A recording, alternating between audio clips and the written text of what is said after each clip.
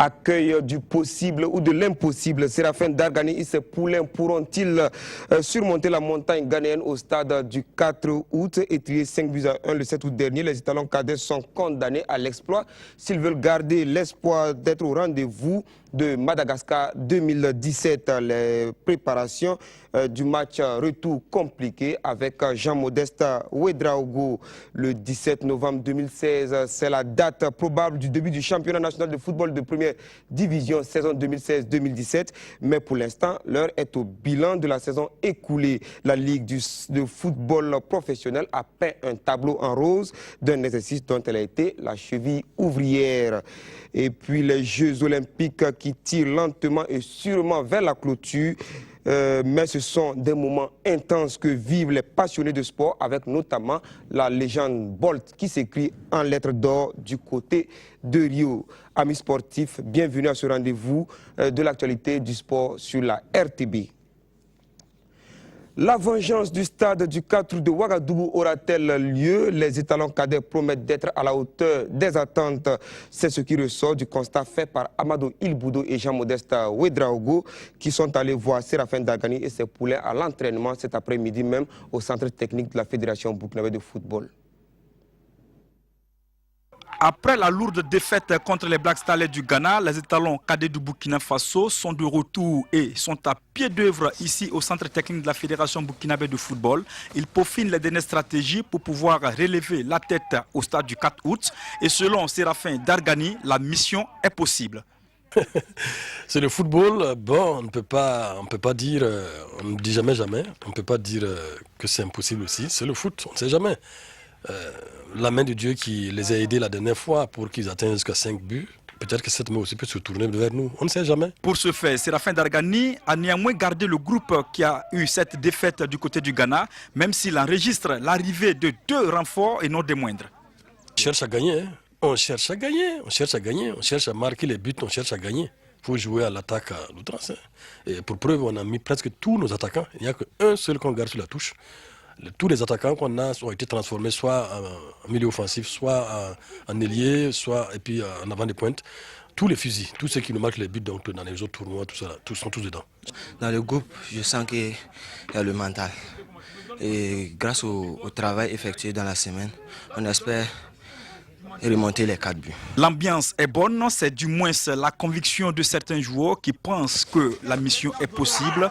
Ils entendent gagner le match au stade du 4 août avant de penser à une éventuelle qualification. Vraiment, on va chercher d'abord à gagner parce que ça ne sera pas facile, la qualification. Quand on va commencer à gagner, on va chercher la qualification maintenant, même si ça ne sera pas facile. Le moral est haut. Nos dirigeants ont pu nous remonter le moral. Bon, j'espère que par la grâce de Dieu, tout le travail effectué dans la semaine, bon, j'espère que ça va payer demain. Je peux vous dire qu'on a déjà oublié le match passé. Maintenant, il faut penser à ce qui est devant. Voilà, nous sommes sans ignorer que le Brésil a perdu face à l'Allemagne 7-1.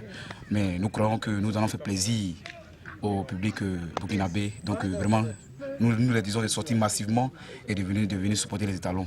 Parce que nous sommes véritablement la relève des Putrapa, des Bansé et autres. Étalons cadets du Burkina Faso, Black Stars du Ghana, c'est demain à partir de 15h30 au stade du 4 août. Le public sportif est massivement invité.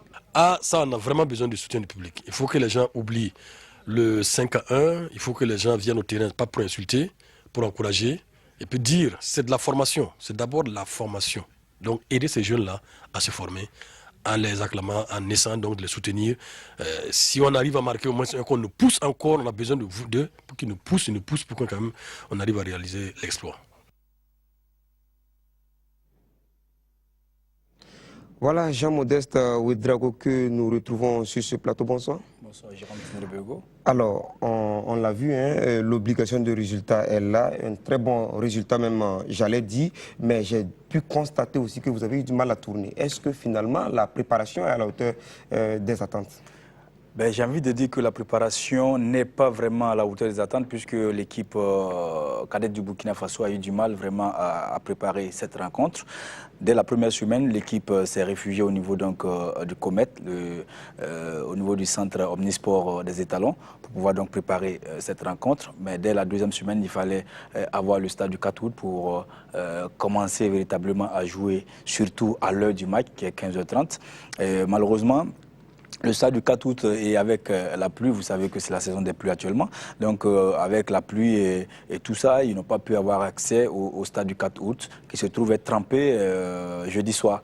Et finalement, ils devaient en tout cas jouer ce matin aussi au niveau donc, du centre omnisport. Ils n'ont pas pu le faire. Ils ont libéré les garçons ce matin. Les garçons sont revenus vers 11h pour ensuite reprendre les entraînements ce soir. Et ce soir, quand les garçons sont arrivés au niveau... Mais ce matin, la raison c'était quoi finalement? La raison, non, c'était stratégique, c'était juste libérer les garçons, ils vont retrouver leurs différentes familles et puis revenir vers 11h pour le déjeuner et puis pourquoi pas commencer l'entraînement du soir. Alors, les Ghanéens, eux, sont entraînés cet après-midi? Bien sûr, puisque à un jour moins voilà, de l'échéance, c'est l'adversaire qui a le droit de découvrir le terrain. Donc, ils sont venus, en tout cas, découvrir le terrain ce soir à 15h30. Donc, il était difficile pour les talons du Burkina Faso de pouvoir, en tout cas, faire leur entraînement au stade du 4 août. Et finalement, les garçons qui s'entraînent sur du synthétique? Oui, c'est du synthétique parce que là, c'est ce qui m'a un peu voilà, choqué parce que normalement, ils doivent jouer sur du gazon naturel au stade du 4 août. En principe, il faut qu'ils s'entraînent sur du gazon naturel. Et il se trouve que le terrain où il y a du gazon naturel, c'est le centre omnisport, occupé par les étalons locaux de Idrissa Malo Traoré Saboteur. Donc les garçons se sont vus donc obligés de quitter ce terrain-là pour aller au niveau donc du centre technique où il y a du gazon synthétique pour s'entraîner. En tout cas, c'est dommage parce que jusqu'à présent, à ma connaissance, Saboteur n'a pas une échéance proche avec les locaux au point de pouvoir obliger les garçons comme des cadets qui ont vraiment un match important à jouer, même si 5-1, d'aucuns pensent que c'est de la mer à boire, ils ne pourront pas relever le défi, mais c'est tout de même un match international, donc il fallait les mettre dans les conditions, de préparation.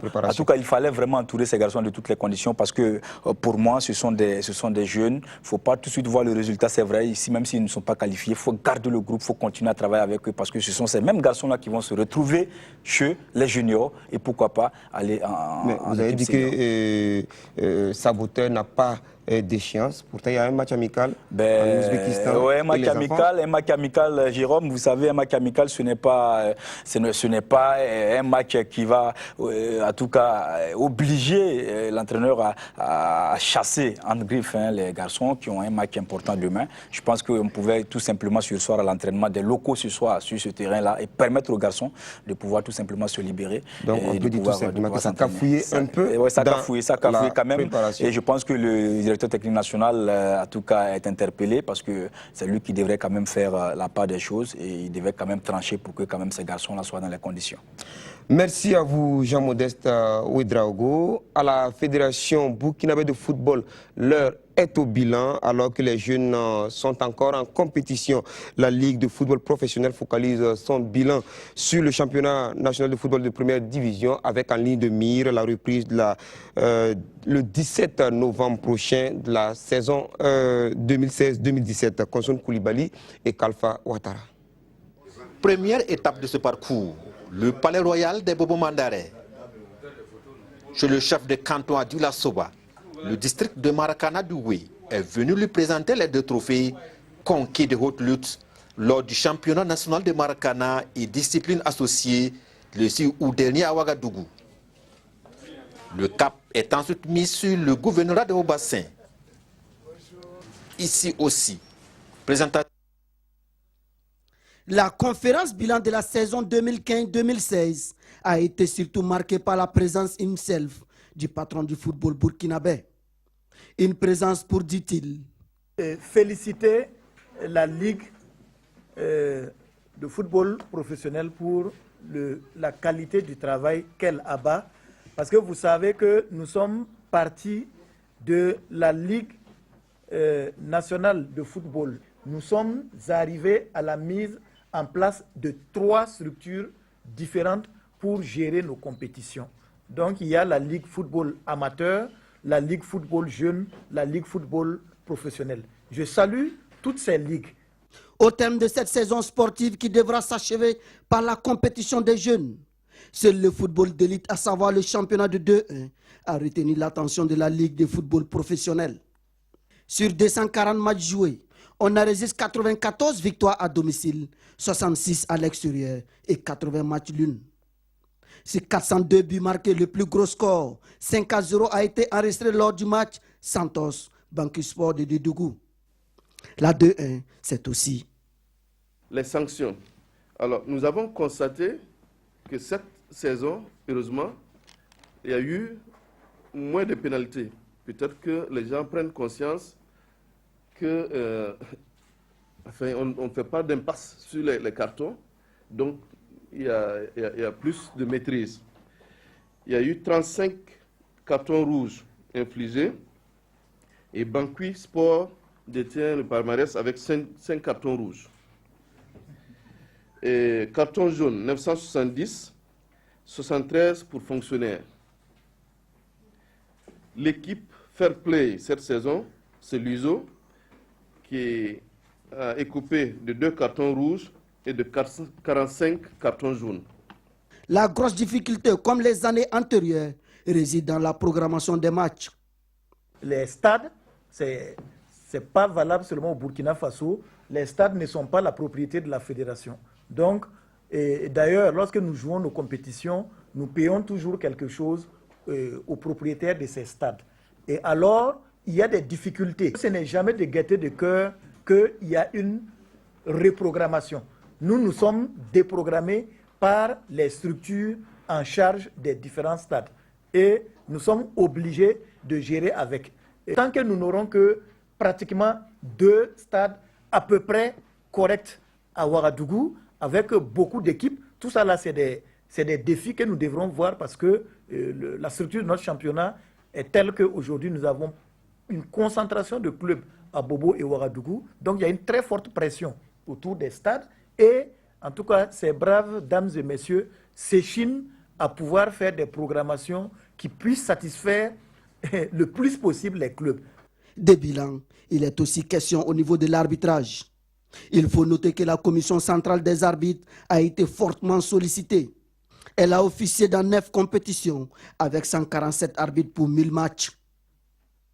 Une telle charge de travail ne peut se faire sans difficulté. Nous avons enregistré 34 matchs à problème. C'est des matchs où il y a eu des difficultés d'arbitrage. Cela s'entend. Nous avons enregistré également des cas d'agression d'arbitre au nombre de 10 cas. Nous avons dû mettre en veilleuse un certain nombre d'arbitres dont le comportement ou la prestation n'était pas à la hauteur. Ils sont au nombre de 13, dont 2 l'ont été formellement avec écrit. La CCA travaille pour disposer de 250 arbitres pour la prochaine saison qui pourrait prendre son envol le 19 novembre 2016. Sur ce plateau, Kalfa Ouattara, pour nous en dire plus, finalement, on va dire que c'est un bilan partiel, Kalfa. Oui, Jérôme Tchentrobego, il faut le dire, de bilan de la saison sportive. On a eu droit seulement au bilan de la première du championnat national de première division, alors que, comme on l'a dit dans l'élément, il y a eu 9 compétitions. Il y a eu le football féminin, il y a eu le football des jeunes, football amateur. À ce niveau, la Ligue n'a pas, en tout cas, donné un bilan en termes de chiffres, de statistiques. Elle s'est focalisée essentiellement sur le championnat d'élite. Est-ce que la Ligue promet de revenir pour un bilan définitif? Bon, la Ligue a promis de nous envoyer des statistiques. C'est-à-dire qu'il ne sera pas question d'une conférence de presse pour dresser un bilan quelconque de ces différentes compétitions. Alors, 32 comme le nombre de clubs qui ont participé à l'exercice D2 de la saison écoulée. 32 équipes en D2, comme jamais vu dans la footosphère. Explication d'un championnat D2 réparti en 2 poules de 16 équipes avec le président de la Fédération burkinabé de football, le colonel Sita Sangaré, au micro de Kalfa Ouattara. Première étape de ce parcours, le palais royal des Bobo Mandare. Chez le chef de canton Adula Soba, le district de Maracana du Wé est venu lui présenter les 2 trophées. Toutes les associations ont leurs particularités. Ce n'est pas parce qu'en France, il y a un certain nombre d'équipes que nous devons avoir ça au Burkina. Toutes les fédérations jouissent de leur autonomie. Nous avons nos réalités. Ce n'est pas de gaieté de cœur. Nous allons toujours continuer la réflexion. Je pense que tous les acteurs sont présents. Ils peuvent regarder, est-ce que c'est vraiment ce que nous souhaitons? Où nous avons, aujourd'hui, je ne sais pas, c'est 8 ou 9 équipes de Ouagadougou qui vont se retrouver en première division avec 3 ou 4 équipes de Bobo. Bon, finalement, vous allez voir que l'intérieur n'est pas représenté au niveau de notre élite. Est-ce que c'est une bonne chose? Je pense que ça fait partie des pistes de réflexion. Nous allons toujours discuter. Sinon, je vous assure que cette question de 32 clubs en 2-2, nous sommes conscients. D'abord, il y a un lourd fardeau financier. Parce qu'il faut comprendre qu'au Burkina, ici, on ne le répétera jamais assez, nous faisons extrêmement d'efforts vis-à-vis de nos clubs. Il faut savoir que dans les autres pays, lorsqu'il y a une subvention que l'on alloue au club, c'est fini. On ne s'occupe plus du déplacement, de l'hébergement des équipes. Ici, nous organisons tout. Parce que, en plus de la subvention qui est versée au club, nous sommes obligés de payer les frais d'organisation des championnats et nous prenons en plus les frais de déplacement, d'hébergement et restauration des équipes. Donc, c'est beaucoup. Vous comprenez aisément que si les équipes sont augmentées, les charges augmentent d'autant. Et donc, ça, c'est des réalités. Des réalités, dixit le président de la Fédération burkinabé de football, Kalfa Ouattara. Est-ce que finalement, ça va continuer comme ça avec les 32 équipes en 2e division? Malheureusement, il faut le dire, Jérôme Tchendrebego, ça va continuer ainsi la saison prochaine parce que pour pouvoir en fait décider de la formule à prendre, il faut une assemblée générale qui est prévue certainement le 12 novembre prochain selon les informations que l'on a reçues. Et c'est dire que cette assemblée générale ne peut pas décider brusquement d'un certain nombre de choses pour ce qui est de la saison sportive 2016-2017. Justement, c'est dire qu'on aura en tout cas un championnat national de 2e division l'année prochaine, 32 équipes aussi. Merci à vous, Kalfa Ouattara, d'être venu sur ce plateau. Le 6 août dernier, le district de Maracana du Oué s'est fait respecter dans les championnats nationaux seniors et vétérans. De retour dans la ville de Sia, les Maracaniens champions ont présenté leur trophée aux autorités de la région. Yaya Dembo Tamboura. Première étape de ce parcours, le palais royal des Bobo Mandare. Chez le chef de canton Adula Soba, le district de Maracana du Wé est venu lui présenter les 2 trophées conquis de haute lutte lors du championnat national de Maracana et disciplines associées le 6 août dernier à Ouagadougou. Le cap est ensuite mis sur le gouvernorat de Haut-Bassin.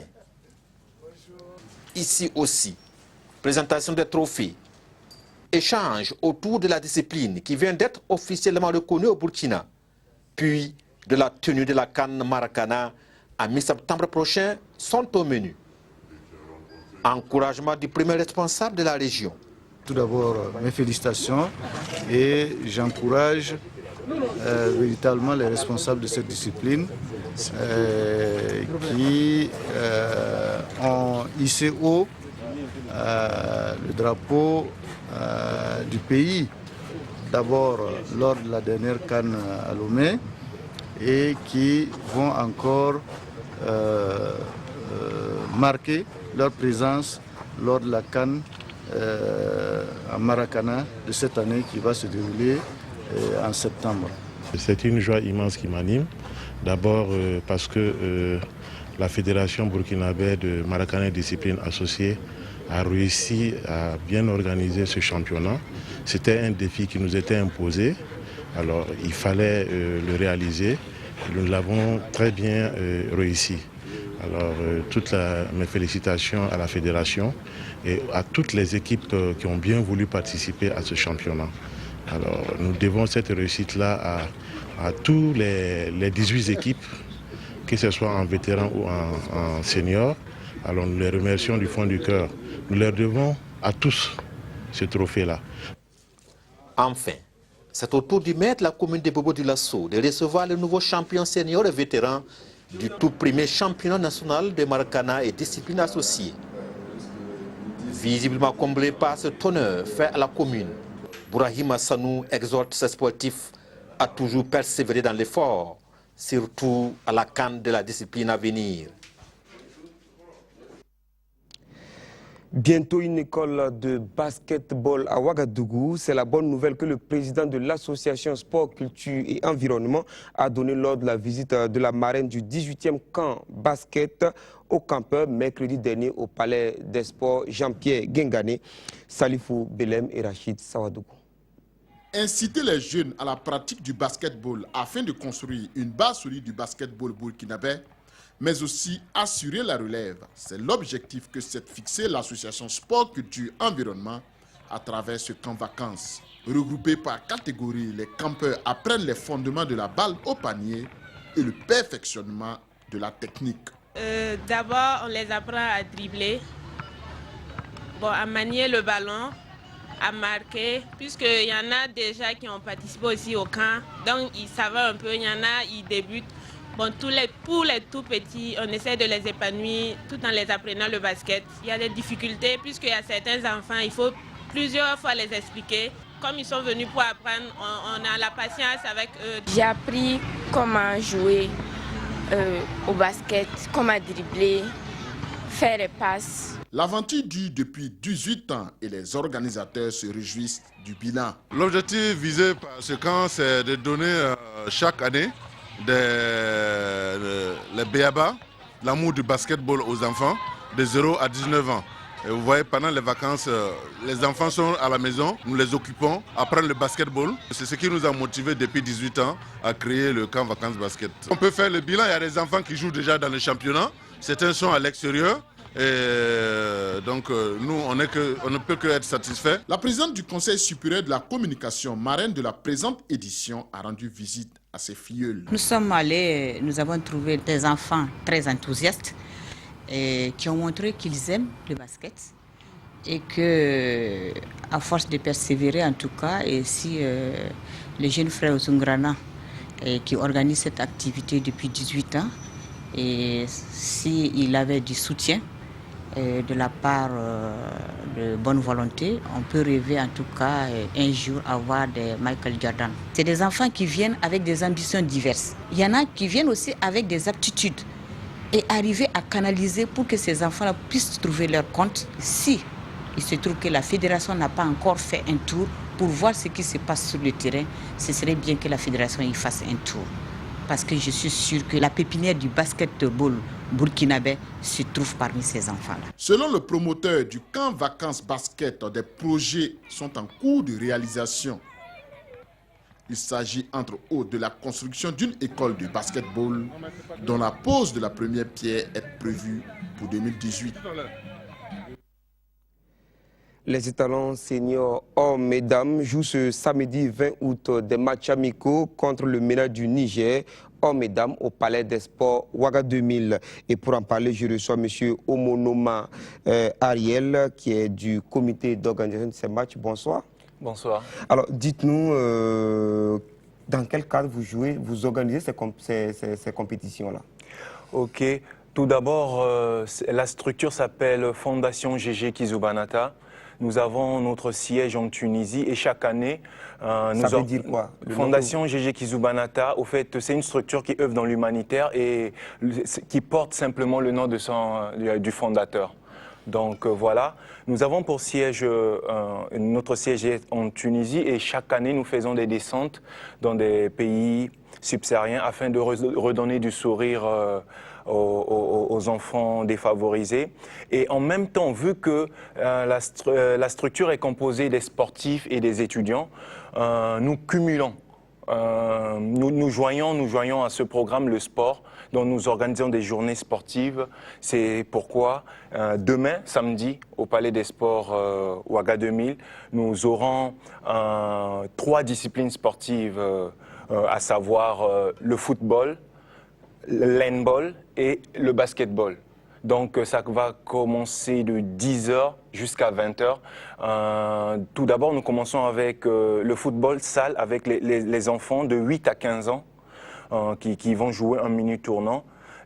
Et après, il y aura un match d'exhibition des handballeurs que la fédération burkinabé d'handball nous a donné. Et après ça, il y aura un match opposant la fondation et l'ancienne gloire du basketball burkinabé.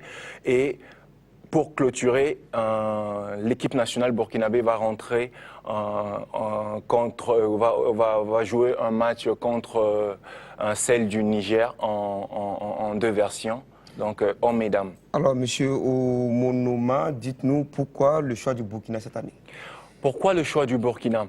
Déjà en Tunisie, les étudiants, la communauté burkinabé en Tunisie, vraiment la communauté est très présente dans les activités que nous organisons. Nous avons une structure mère en Tunisie appelée AESAT, qui veut dire Association des jeunes étudiants stagiaires africains en Tunisie.